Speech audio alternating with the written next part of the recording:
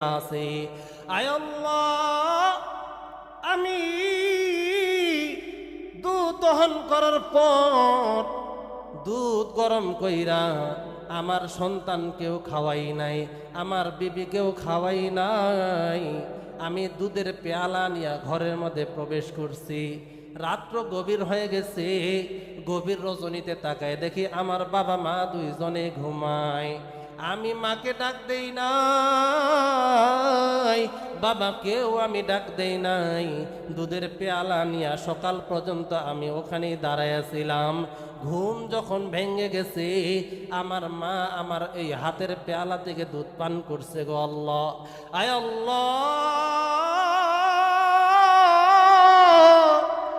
আমার কোনো আমল মনে নাই, কিন্তু ওই দিনের আমলের কথা আমার মনে পড়ে যায়। গো আল্লাহ, শুধু কেবলমাত্র আপনাকে খুশি করার জন্য এই আমল আমি করেছিলাম। এই কথা বলে যুবক ডেকে বলে, আল্লাহ, ওই আমলের ওসিলায় আমাদেরকে আপনি